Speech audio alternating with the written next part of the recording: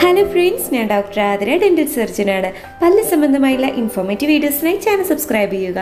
ഇൻസ്റ്റാഗ്രാമിലുള്ള കൂട്ടുകാരൻ്റെ ഈ അക്കൗണ്ട് എന്നെ നോക്കി ഫോളോ ചെയ്യണം കേട്ടോ. ഈ വീഡിയോ നമ്മുടെ യൂട്യൂബ് ഫാമിലിയിലെ ഹനാന ബിഷാലിൻ്റെ സംശയത്തിനുള്ള ഉത്തരമാണ് കേട്ടോ. ഇത് നിങ്ങൾക്ക് പലർക്കും ഉണ്ടാകുന്ന ഒരേ സംശയമാണ്. ചെറിയ ഗ്യാപ്പ് ക്ലോസ് ചെയ്യാൻ വേണ്ടിയിട്ട് സിംഗിൾ ക്ലിപ്പാണോ അതോ സ്മൈൽ കറക്ഷനാണോ ബെറ്റർ ഓപ്ഷൻ? ആദ്യം തന്നെ ഒറ്റക്കമ്പിനെ കുറിച്ച് പറയാം. നമ്മൾ പല്ലിൻ്റെ വിടവ് അടയ്ക്കാൻ വേണ്ടിയിട്ട് ഈ ഒറ്റക്കമ്പി യൂസ് ചെയ്ത് കഴിഞ്ഞാൽ നിങ്ങളുടെ വിടവ് അടയുന്നതായിരിക്കും. എന്നാൽ എപ്പോൾ നിങ്ങൾ ഈ ഒറ്റക്കമ്പി ഊരുന്നതോ അപ്പോൾ തന്നെ ഈ വിടവ് തിരിച്ചു വരാവുന്നതാണ്.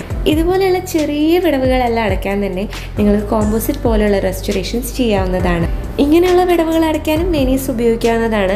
എന്നാൽ കോമ്പോസിറ്റ് കൊണ്ട് ചെയ്തു കഴിഞ്ഞാൽ തന്നെ ഇതിന് നല്ല റിസൾട്ട് കിട്ടുന്നതാണ്. ഇനി നിങ്ങൾക്ക് പല്ലിൻ്റെ പലയിടങ്ങളിലായി ചെറിയ ചെറിയ വിടവുണ്ടെങ്കിൽ നിങ്ങൾക്ക് കമ്പിയുടെ ട്രീറ്റ്മെൻറ്റ് ആയിരിക്കും ഇത്തിരി കൂടി ബെറ്റർ ആയിട്ടുള്ള ഓപ്ഷൻ.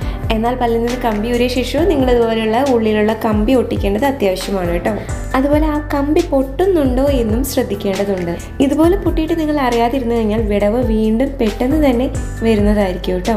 ഇനിയിപ്പോൾ നിങ്ങൾക്ക് ഒന്നിൽ കൂടുതൽ വിടവുണ്ട് എന്നാൽ കമ്പിയിടാനുള്ള ടൈമോ ഇല്ല എന്നുണ്ടെങ്കിൽ സ്മൈൽ കറക്ഷൻ ആയിരിക്കും നിങ്ങൾക്കും നല്ലൊരു ഓപ്ഷൻ.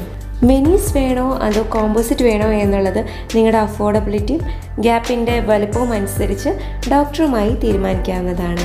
ഈ വീഡിയോ നിങ്ങൾക്ക് ഉപകാരപ്പെട്ടെങ്കിൽ ചാനൽ സബ്സ്ക്രൈബ് ചെയ്യൂ കേട്ടോ. Thank you for watching.